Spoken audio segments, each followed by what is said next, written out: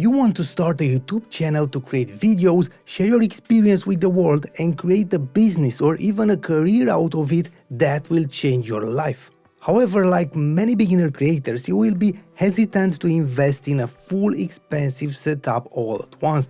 I did the same thing when I started. You can do it step by step, but you need to know what to be aware of, not to be fooled and end up investing in equipment that needs to be changed in a few months and lose your money. I have been creating talking head videos for over a decade and I will show you what to invest in at the beginning so you won't be disappointed in a few months or even a few years. I will show you the first 3 pillars of your YouTube setup that are worth investing in wisely from the first day. Even if you shoot with your webcam, smartphone or have a mirrorless camera, the most important aspect is the light. If you invest from the beginning in a professional, future-proof lighting system, you will obtain a clear, above-average image no matter what you use to record it. So, if you want to start somewhere, start with your lighting system. Because the majority of talking head creators are shooting in apartment rooms or small spaces, we need to be careful about a few aspects. No matter what brand or lights you use, research and choose lights that are dedicated video lights, that are soft or can be diffused easily. What I recommend is to search for and find some good LED panels. Why? First, these are easy to use, don't take up much space as a huge softbox, and are powerful enough these days. Also, the majority are easy to control. You can find lights like the Godox ES45s with dedicated remotes or the Elgato key lights that can be controlled with the Stream Deck or the newer 660 Pro RGB that can be controlled with an app. It doesn't matter. Choose what's most convenient for you. Also, an important aspect, the majority of these light panels do not have noisy fans inside.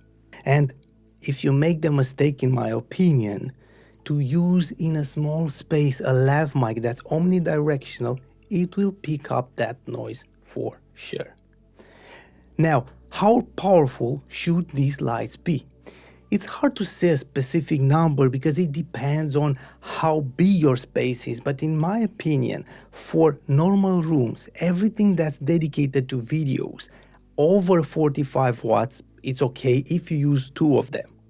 I always recommend using 2 lights to have enough power and also to control the light better.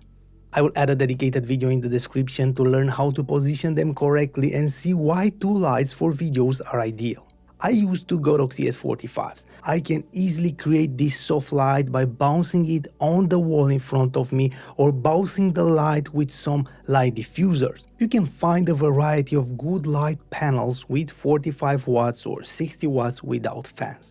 I will add affiliate links in the description to a few options to choose from. If you click on my links, you're not going to pay anything extra, but I will earn a small commission and this will help me keep sponsors away from this channel and create more valuable content for you. Thank you. You know that word, we are too poor to buy cheap things? That's true. If you decided to start building and investing in your studio, save maybe for a few more months, but invest in a good lighting system that will be useful for years to come, and don't waste your money on cheap, bad quality lights. This is the first wise step to start your future YouTube studio setup. But what's the next step? Videos have 2 components, image and sound. You can reach a decent image with a webcam and good lighting or a smartphone and good lighting, but you want to deliver a message with your videos and have people listen to it. When it comes to audio, avoid making any compromises. Beginner creators always search for the easiest way to record audio and compromise on the quality. Buy the first cheap wireless lav mic, connect it to the camera, and that's it. It's easier. In my opinion, that's a huge mistake. If you really want to compromise on the audio quality for an easier way to record and use an omnidirectional lav mic, at least take the time to learn some tricks about how to use it in the best way. Position it properly in the middle of your chest to avoid volume differences when you move your head. If you have it on the right side as an example and move your head to the left, the volume will drop.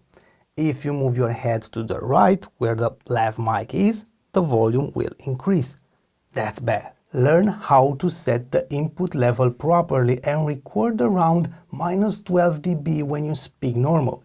And try to reduce the reverb in your room as much as possible by adding furniture, books, carpets, breaking the flat walls with things and avoiding sound reflections. But if you want to take this step properly, and because we shoot at home, it's easy to use a great microphone and an audio interface. Don't be scared, the quality difference is huge and it matters. In a small space with a lot of reverb, you can use a professional microphone that will help. You can use a good shotgun microphone positioned close to the mouth or a dynamic microphone also positioned the right way. Listen to this sound, test 1, 2, 3, and now listen to the audio recorded with an omnidirectional lav mic. This is a $300 dynamic microphone connected to the same audio interface.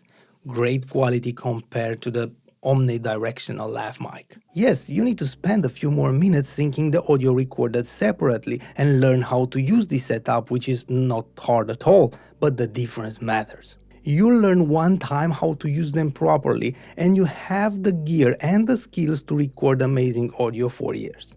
If you want to do the second step properly and have a great audio system for years, don't be scared, save for a few more months, buy the proper gear, watch a few tutorials, and build a setup that can be used for years. I will also add some links to my shotgun microphone if you like how it sounds, my dynamic microphone if you like how this sounds more, this is also a matter of preferences, and the audio interface. You can find many options, do your research and invest for years. But let's see now an ignored step by many creators and a big waste of money. Even if you shoot with a webcam, smartphone or camera, you need to position it the right way. And most of the time, a beginner will invest in the cheapest plastic, shaky, bad tripod. This will not only make your shooting harder, but you are also at risk of dropping your phone or camera. Never buy bad plastic tripods because you will change them in a few months. Save and invest in a good metal tripod according to your needs. If you need a desk tripod, you can find great options around $50. I have been using this VT20 from Small Rig for some time and it's super solid. I can safely attach my camera, smartphone or webcam and it will last for years. If you want a tall tripod, find a solid metal video head tripod that will be used for years even if you invest in a mirrorless camera and if you want to start shooting B-roll and need a fluid head. Yes, you will pay around $250 for a video tripod, but you buy it once and you can do whatever you want with it. I have been using this Siri Traveler VC for a few years and I can do everything with it. You can find a huge amount of metal tripods with fluid video heads, but don't waste your money on bad tripods. If you start your studio with a great lighting setup, take the next step and start using a professional audio setup that can be used to create professional level videos for years and choose a quality video tripod. You will take the right steps and don't waste money on gear that needs to be changed fast.